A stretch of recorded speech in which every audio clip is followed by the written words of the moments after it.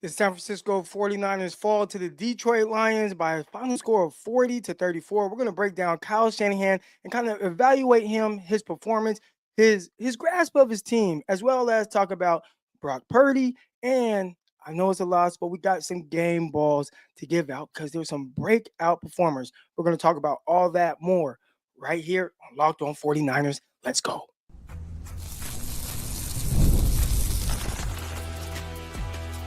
You are Locked On 49ers, your daily San Francisco 49ers podcast, part of the Locked On Podcast Network, your team every day. Welcome to another episode of Locked On 49ers. I am your host, former NFL and AFL defensive back, Eric Crocker. And as you can see, I am riding solo right now. My guy, Brian Peacock, he's dealing with some family things. And you guys just make sure you guys say a prayer for my guy, Peacock, if you're a praying man. I also want to thank you guys all for listening to Locked On 49ers and making this your first listen of the day. But we got a lot to talk about. So let's get to it. Shout out to everybody in the chat right now. I see Felipe in the chat, Jedi in the chat. Uh, and there's a lot of different emotions going on right now, going through everyone's minds about the San Francisco 49ers and really what to make of this season. So what I wanted to do here is we can talk about all these negative things and fire this person, fire that person. We're not going to do that. What we're going to do here is we're just going to start evaluating people and what are these people's roles moving forward and what should it look like moving forward. And I think you got to start with Kyle Shanahan. When you are 6-10 heading to the game or 6-9 heading into that game, I didn't have any high expectations for the 49ers to be able to beat the Detroit Lions. The thing that I'm looking for most, whether it's from Kyle Shanahan or his players, and really, I guess, from Kyle Shanahan and how his players look, is what kind of grasp does he have on his team? Are guys buy in? Are guys still fighting for their head coach? As a head coach myself, that's the one thing you want to see when things aren't going well. How do your players fight for you? And seeing how the 49ers came out, they were fighting. 49ers were definitely outmatched in numerous places, but you don't have a lot with the offensive line. A lot of injuries going on there. And I was excited to see how the 49ers offensive line held up. We're going to talk about them more a little bit later when we get into game balls, but those guys were fighting. Fred Warner, saw him flying around, fighting. Some of the rookie guys that were out there, Mustafa fighting. That was something that I definitely wanted to see. How are these guys going to continue to play for Kyle Shanahan? And I think from that standpoint, he passed the test. Kyle Shanahan, he's under fire a little bit. And we talked a little bit about this on a previous episode about how the 49ers seasons have gone under Kyle Shanahan. You know, when you look around the league and you think about all the top head coaches in the league, the Andy Reeds and Belichick when he was coaching, a lot of these guys don't have many losing seasons. So for Kyle Shanahan right now, through 8 seasons now, he's had 4 winning seasons, and those winning seasons are great. I mean, think about all the conference championship appearances, 4 of them, 2 Super Bowl appearances. And obviously the 49ers have not won that big game that we ideally would want to see them win. But even within that, you've been able to see that when he has his team together and guys are relatively healthy, the 49ers are a deep playoff team. Like, that's all they've shown. But in the other years where whether it's the 49ers, Kyle and his regime taking over, you have a newer depth chart, or other times when you have a lot of injuries, we've noticed that there's been a huge drop off. So I give Kyle a lot of credit because I think when his guys are out there, that shows one thing, man. This is a guy that does a terrific job of putting together a roster that's going to be highly competitive. But he needs those guys out there. And I would say that most coaches do. You need your guys healthy. You need your guys out there. You need guys flying around. You need your quarterback out there making throws, making plays. And when he has everyone at his disposal, Kyle Shanahan's teams do that. And I think they do that at a very high level. So watching him, this losing season, it's tough. And I think when we see this, we can, I don't even want to say make excuses, but be realistic. A lot of tough situations going on this season. And I said that from the jump. And I was glad to hear Kyle Shanahan kind of echo those sentiments where he said it just was a little different this training camp. And I think we all felt that. And we talked about that early on during this season where with Peacock. And I said, Peacock, just something seems a little off right now. And maybe it's the holdouts. Maybe it's one of your players getting shot. The 49ers dealing with a lot of different adversities, but ultimately something fell off. I think that feeling of the 49ers being off continued throughout the season. And they had their moments where you came out, I think it was week 1 against the New York Jets. They played very well. Now, you can nitpick and say, well, the 49ers settled for 6 field goals, right? Jake Moody, when he was on, he hit all 6. We'll talk about Jake Moody a little bit later.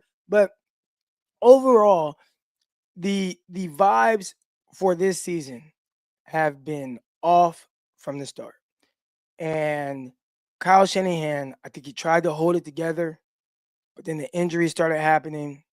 You had some tragedies in families, and things just continued to kind of unravel. So I'm not going to be harsh on Kyle this season. I think for him moving forward, the bigger question is, where do you go from here?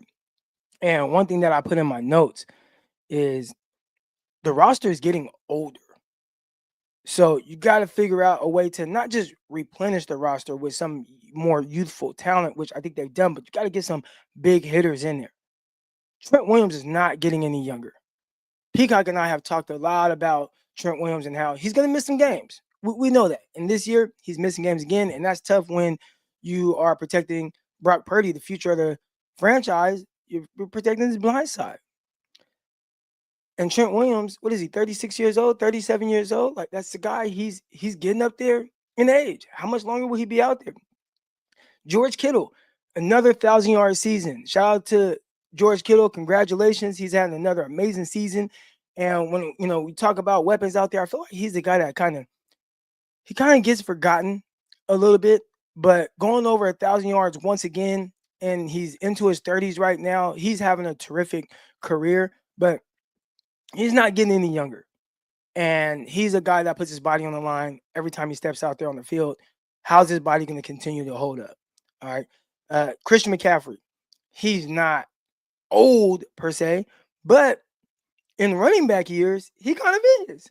So another guy, how long is his body going to hold up? These are the things moving forward that the 49ers have to factor in. So when you look at this season and it hasn't quite gone the way you would want, whether it's injuries or others, moving forward for Kyle Shanahan, he's going to have to figure out, how do I replace some of these guys? Some of these guys that are all pros. Quick Kittle, all pro. CMC, all pro. Trent Williams, all pro. And all of those all pros, they are getting older, whether it's their actual age or their body. Starting to break down a little bit. That was one of the things Peacock and I had a conversation about when the 49ers traded for Christian McCaffrey. And a lot of people were like, oh, it's amazing pick. It's amazing trade. It's amazing trade. And it was from the standpoint of, you got a name, you got a player that has big time ability, and he can really fit and be everything that Kyle wants. But the one thing that we talked about within that trade that was just a little questionable, we were talking about a guy who was coming off of back-to-back seasons where he had some injuries and missed a lot of those games. And you trade a second-round pick, third-round pick, fourth-round pick, fifth-round pick, and make him the highest paid back in the league. It was just a little, you got to hope he doesn't hit that running back wall where they start to go downhill. And for a year and a half, the 49ers got the best of Christian McCaffrey. He was amazing for a year and a half. And this year, whether it's, last year, if it's just that running back cliff that he's potentially falling off of, the injuries are starting to catch up to him. And moving forward, if you are the 49ers, you have to prepare as if it may not get as good with Christian McCaffrey moving forward as you would like. And that's just something that there really is the potential for that. So I see in the chat, Christopher Blankenship says, the running back from Boise, I think where the 49ers are picking, he may be a possibility. Now, I have been one to say, I like how the 49ers have addressed their running back position. And sorry if you guys are watching on YouTube right now, because we are live. Got the sun starting to shine through here. I'm going to have to figure out how to fix my blinds a little bit, blinding everybody. There we go. Let's turn the camera a little bit more that way. All right, but the running back from Boise, Kyle Shanahan kind of runs his backs into the ground So I don't know if you want to, and it's not just a Kyle Shanahan issue. First of all, it's just, running backs in general, they get ran into the ground. They get ran into the ground. So you look around the league, backs typically don't last a long time. You have some that may be outliers. I mean, just seeing what Derrick Henry's doing right now, I thought he was about to fall off that running back cliff when he hurt his foot or broke his foot or whatever. And it's like, it might be over. And I think Tennessee was like, it might be over. Then he got to Baltimore and said, it's not over. All right. So he's still playing well, but it's not just a Kyle Shanahan thing. Running backs around the NFL, they kind of just tend to get hurt. And the 49ers investing a high draft pick in a Boise State running back while still having Christian McCaffrey on the roster. I don't think it makes the 49ers worse, but I don't know if the 49ers do that. They have other needs. We'll get to the offensive line. I think they held up well, but you want to get, like, who's my future left tackle? Like, who is that guy? And at pick 11, you have an opportunity to get that guy. Who's going to be the long-term guy rushing opposite Nick Bosa? At pick 11, you have an opportunity to potentially get that guy. So I think there's more pressing needs than a running back, but I do like the Boise State running back for sure. I think he ran very well for Boise State.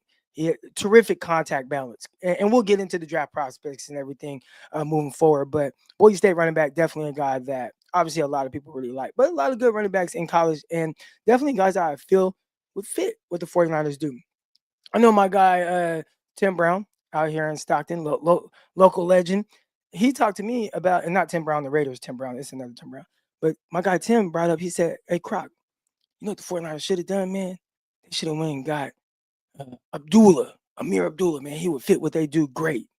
And that's a name that kind of flies under the radar, but then you see what he's doing with the Raiders right now. And is it CMC? No, but he would fit what the 49ers are doing. And you don't got to pay him a ton of money. So there's some guys out there that I feel like could definitely come and help the 49ers without having to draft a running back extremely high.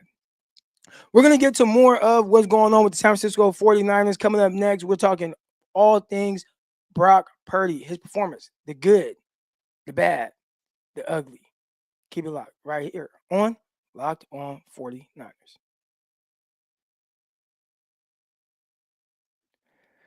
Today on Locked On 49ers, this show is brought to you by Rocket Money. And I think all of us, we all have all these different platforms, all these different things that we're paying a lot of bills for, right? You got Netflix, you got Hulu, you got Peacock, you got all these ESPN, all these things. And at some point, we got to figure out a better way to manage this and really help our finances. Well, Rocket Money is a personal finance app that helps you find and cancel your unwanted subscriptions, monitors, and your spending, and helps lower your bills so you can grow your savings. I think we all want to do that, right? Have a nice savings, have a nice little nest egg, as they like to say.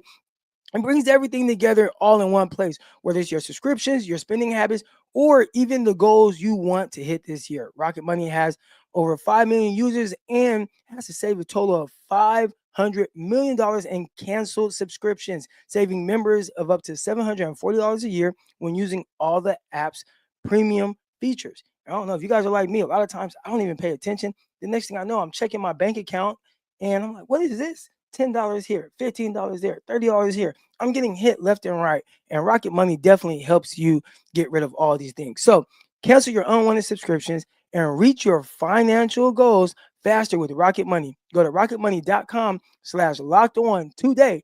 That's rocketmoney.com/locked-on. rocketmoney.com/locked-on. All right, y'all, let's talk a little bit about Brock Purdy. And my keys to, we said keys to win, but it definitely wasn't a winning type situation for the San Francisco 49ers. We weren't expecting them to win, but I know my thing was a key for Purdy. Don't be the reason. Don't be the reason. All right. There's all these other issues surrounding the 49ers as to why they're probably not going to win this game. Brock can't be the reason in adding to that. All right. And as we continue to watch that game, that sun is killing me right now. All right. But as we continue to watch the game, Purdy came out. He was dealing. And I thought, man, we're seeing a great version of Purdy. Now, let's talk about, I thought Kyle Shanahan came out with a great game plan. All right. The game plan was terrific. It was hey, we're doing a lot of misdirection here. We're getting some guys open in the flats. Boom, hit this guy. He's open. Boom, crossers. It was terrific. And when people talk about a game manager, I thought that was a great example of that. All right, we were talking about a guy who did a really good job of, you're open. I understand how to throw into these windows. Boom, big window. Let me hit this, catch and run opportunity. Ricky Pearsall getting going early on. George Kittle getting going early on. Misdirection. Get this guy going the other way. You're wide open. Boom, let me hit you here. He did a terrific job of doing that. All right. And I think he maybe had through one incompletion for the entire first half. Brock Purdy, he was dealing. And for me, watching him, right, like the level of difficulty was not high. But at the end of the day, it's about execution. And I thought Brock Purdy came out and was executing whatever Kyle Shanahan wanted him to execute with the play calling, with the play script. Brock Purdy did an amazing job of doing that. One play is like, it's not there. Look left, look right, not there. Oh, boom, let me take off up the middle. Pump fake, even though I'm past the line of scrimmage, it worked like a charm. Runs in for a touchdown, right? Like we were seeing, I feel like when Brock Purdy is at his best, and it sounds to me like he's at his best when Kyle Shanahan is at his best. All right. It was very clear that the defense was going to struggle throughout this game to get stops. The 49ers could not stop a nosebleed. And at one point, it was a race to see who would be the first quarterback to throw an incomplete pass. Will it be Brock Purdy? Will it be Jared Goff? Because neither one of those defenses were playing necessarily well. And I think if you are a Detroit Lions fan, you say, well, Croc, of course, our defense wasn't playing well. We have 15 guys from our defense alone on IR. So Kyle Shanahan, 49ers, they did a terrific job of taking advantage of a wounded Detroit Lions team. That's what you're supposed to do. And that's exactly what the 49ers did. They did a terrific job of that. But again, back to my initial point with Brock, don't be the reason. And as well as he played for most of this game, when it mattered most, he was the reason. If your defense just can't get a stop and the other team just continues to score, let that be the reason, Brock. Let that be the reason the 49ers lose. And if you take his 2 interceptions away, maybe they were drops. I'm not going to put that on him, right? Man, you're putting up 28 points. You got multiple drops. All right, like, Brock, you did your thing. You did everything that you could do. But when it gets late in the game and you turn the ball over multiple times, that's when it's an issue. There was a stat going around, and we'll see if I could put this up on the screen right now. All right, but there was a stat going around and showing Brock Purdy. And if we want to talk about where areas where he potentially can improve, it's probably here in the clutch. If you're watching on YouTube right now, you'll see this tweet by Josh DeBow. And he says, 49ers Brock Purdy when down 1 to 8 points in the fourth quarter or overtime in the regular season or playoffs. So basically, this is just when they're down in the fourth quarter or overtime, regular season or playoffs. He has completed 41 out of 72 passes, which actually not bad, for 502 yards. But this is where it gets a little sticky. 3 touchdowns, 7 interceptions with a passer rating of 52.9. Purdy ranks 151st out of 160 quarterbacks with 50-plus attempts in this scenario since the year 2000. Now, I saw some people say, oh, you're cherry picking. The guy said, I'm literally not cherry picking. This is every single one of his throws when down at all in the fourth quarter. This is how he has performed. Like, this is the clutch. This is the clutch. This is when you need him most. That's not ideal. 3 touchdowns to 7 interceptions. So I think a lot of what we saw in the fourth quarter yesterday was kind of indicative of what he's kind of been in that moment. A guy who has kind of been a shell of what you ideally would want in that moment, which is you want clutch. You want clutch. You want the guy that's going to just keep dealing. And we've seen moments of him do that. We've seen moments of him doing well. But more times than not, it has not been as ideal in the fourth quarter. So right here, we got people in the chat. They're chiming in. 1 to 8 points is a 1 postseason game. So 0 were out of hand. All right. Purdy ain't him. This is not me wanting to bag on Purdy. This is not me wanting to say he can't be the guy, but clearly there are things in areas where Brock Purdy needs to improve. And, if you want to call it the clutch area and whatnot, I think that's an area where Kyle Shanahan would probably like to see him improve. I think what people have to start doing, though, is just being real with who Brock Purdy is. And I think for myself, I remember these conversations about Jimmy Garoppolo. And listen, there was nobody that was going to bat more than me for Jimmy Garoppolo, right? We're watching him and it's like, man, just going to the Super Bowl. He's come off a torn ACL. Like, what are these guys talking about? Why is everybody trying to replace Jimmy Garoppolo? He's good. Look, he's top 5 in this, that, and this, that, and this, that. And he does all these things very well. And after watching him for a while, it became clear to me that, Brock Purdy, Jimmy Garoppolo may not be everyone's flavor, but I think he's a good flavor for the 49ers. I think Jimmy Garoppolo for the 49ers does well. I think Jimmy Garoppolo in this offense, I think it fits him. I think he does well. I think he throws, these timing routes and what Kyle Shanahan is asking of him, he does those things well. And if you take him away, I don't know what it's going to look like. All right, because I don't see a guy who is this guy that can just fit into any scheme. And I came to that conclusion after a while. You see a few years of somebody and it's like, okay, I get who he is. And that's fine. Mark in the chat says, nobody went to bat for Colin Kaepernick. I say Colin Kaepernick, all these guys, some of these, not everybody is a universal fit for every team, every situation. Everybody ain't that. So 49ers have Brock Purdy, who can function extremely well in this offense. But there are limitations on some of the things that he can potentially do well. There was an incomplete pass he threw late in this game. And my buddy, I'm not going to say what my buddy Greg Pinelli texted me, but he kind of made a comment about, the arm strength to get this ball out to the sideline. And everybody talks about arm strength. I was talking about this with my guy Ryan G. Hensley yesterday. Everybody talks about arm strength and lack of arm strength with Brock Purdy. I don't think it's necessarily like that's his issue. Like the arm strength thing, it only shows up when you need it to be at this next level. All right. Well, he doesn't have the biggest of arm. In this 49ers offense, he doesn't quite need the biggest of arm all the time. This offense is predicated on timing and rhythm. Timing and rhythm and accuracy. And those are things that I feel like Brock does very well. He's a great fit for that. Especially you start doing the play action stuff, misdirection. He understands where to go with the ball. The arm strength only comes into play if you're late. If you're late on a read, if window is super tight and you got somebody closing, you need to get the ball there right now, right? Like those are areas and times where it may not be great. And I think for Brock, we're understanding who he is. He's limited physically, but mentally, that's supposed to be a strong point. And I think right now with some of his decision making, we can blame it on kind of youthfulness, but this is year 3 for him in the NFL.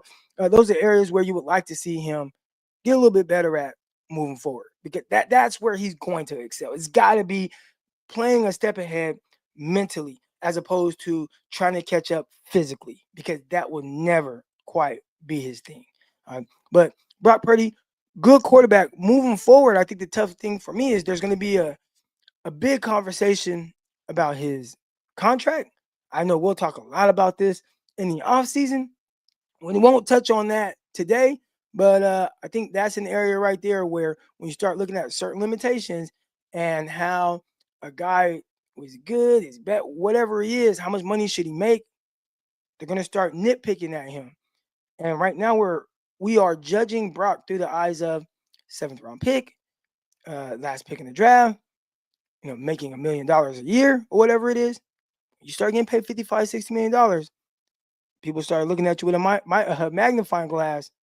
You start getting judged a little different. All right. But right now, Brock Purdy, good for the 49ers.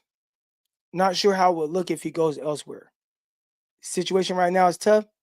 I said, don't make matters worse. I think Brock, in a situation where things are crumbling around him, kind of crumbled too in that late game situation. Coming up next, we're going to hand out some game balls, all right? Some guys, they did play very well. And one unit that was very, very surprising. We're going to talk about all that and more coming up next.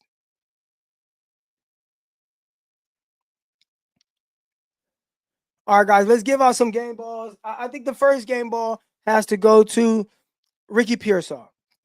And I think Ricky Pearsall's performance, catching for 140 yards, a touchdown, 8 receptions. I think Ricky Pearsall's performance is exactly why I said I was surprised the 49ers paid Brandon Aiyuk. Ricky Pearsall went a stretch of games, what was it, three games, having 0 catches. And everybody's like, oh, he's a bust. He's this and that. And I came on here. I don't want to be that guy that's like, I told y'all, right? But I came on here and said, look, you can't judge the 49ers receivers' production as the reason, as to what they are or they aren't. All right. Don't do that. And people did that early on with Brandon Aiyuk. Oh, look, you pay him $30 million a year, and this is the outcome. Well, the 49ers, their offense isn't predicated on getting one guy the ball. So you got these weapons, and they're like, you know what? The defense is going to dictate where we go with the ball. So when Purdy gets up to the line of scrimmage and he looks and he says, all right, I got too high. Okay, he looks like he's going to come down. Okay, I got the robber right there. Okay, so this ball dictates that I throw to Kyle Juszczyk. And he's going to do his thing, and boom, he's going to hit Kyle Juszczyk, right? They're not coming up more times than not and saying, we're just going to get this guy the ball today. You know, I coach high school football, probably going to be my office coordinator this year. And let's say I got a receiver, little Lance, all right? And I know, all right, he's dynamic. I'm going to get the ball in his hands in space. I'm going to be moving him around. I'm going to motion him here, jet sweep, touches. I'm going to do all these different things to get the ball in his hands and make sure that he can get the maximum amount of touches to help us win this football game. 49ers don't quite do that. The way they do it is, if you're open and the defense dictates we throw it to you, then that's where I'm going to go with the ball. So from one game to the next, and we've seen this, a guy like even Brandon Aiyuk or George Kittle or Deebo Samuel. Deebo, how many targets did Deebo have last night? 1? 2, maybe? I think he had 1 catch, and it was like a little jet sweep thing, and he scored a touchdown on it. All right. But the 49ers, they're not saying, hey, we're going to come out and we're going to get our guy the ball. So I figured that if you have someone with a certain skill set, he could fit into this offense and do what is needed to do to be successful.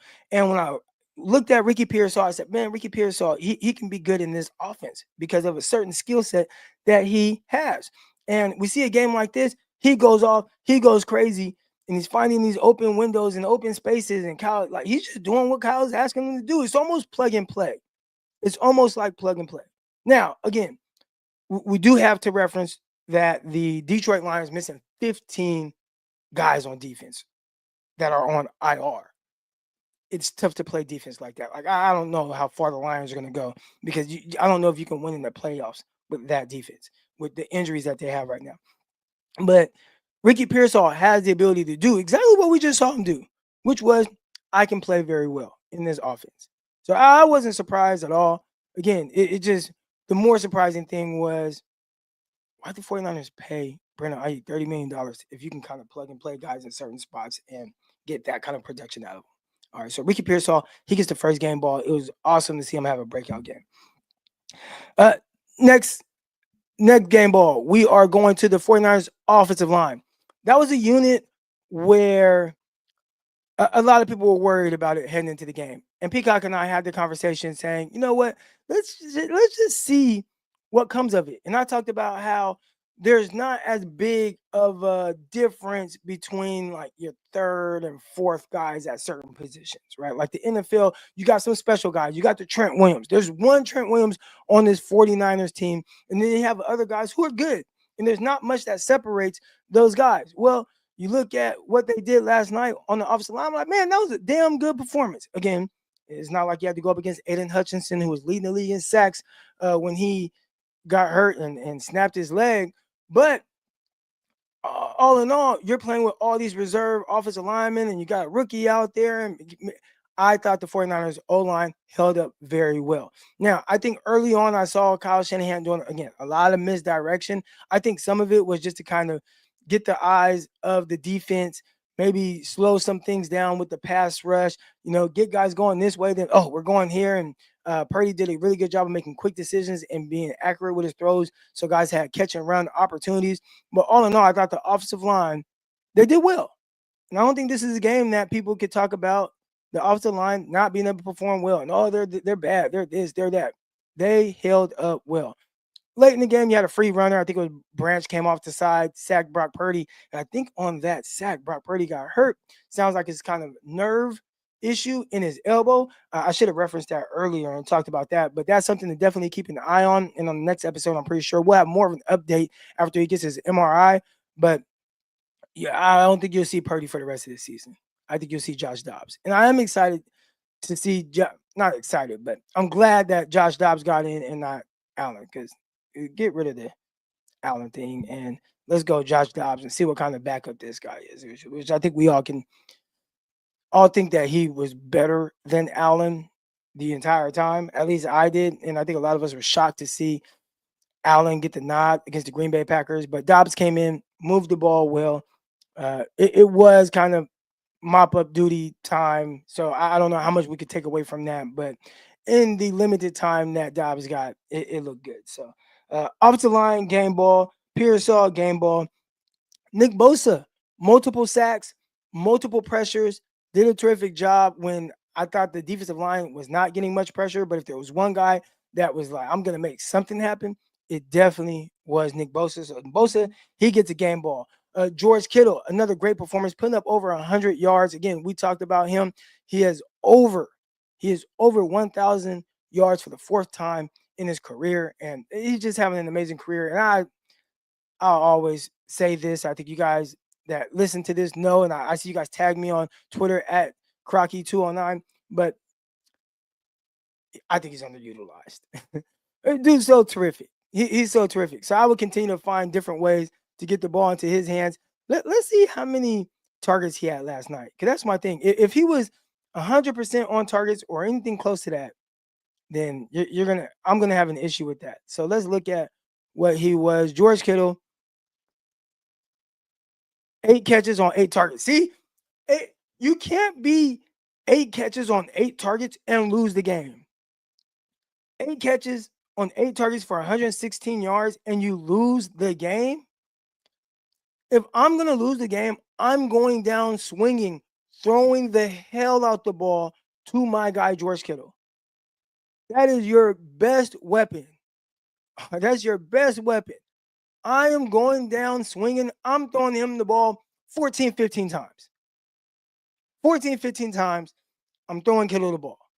And if he gets 8 catches on 15 targets, all right. But it can't be 8 catches on 8 targets and him do what he did. It needs to be more. You have to get the ball in his hands more. You have to target him more, because every time you target him, he's liable to make a big play. And we saw that plenty of times. He has some really nice run after catch opportunities. He had, a long catch of 22 yards yesterday. So George Kittle, terrific job. Jauan Jennings, we want to talk about fighting early on. I started with that and I said, man, this guy, he's fighting. I want to see what these teams, what they come out doing. What does it look like? Kyle Shanahan, are his guys going to fight for him even when they have nothing to play for? And damn it, our guy, Jauan Jennings, fought, literally and figuratively. All right, pancaking the guy in the back of the end zone, getting under players' skin. I love it. I love it. I love a guy with that kind of nastiness, that kind of tenacity. So shout out to Jauan Jennings. He gets a game ball as well. And shout out to the faithful, man. Shout out to the faithful holding it down in the chat. I'm going to give a game ball to y'all. As you guys can see, there is no Brian Peacock on this episode. He's dealing with some family things. So make sure you guys pray for my guy, Brian Peacock. And, eventually he'll get back on the show when he's ready, and we'll get this thing rocking. Definitely want to thank everybody for listening to this episode today. We'll be back tomorrow, Wednesday, with Winky Wednesday, talking all things 49ers right here, Locked on 49ers.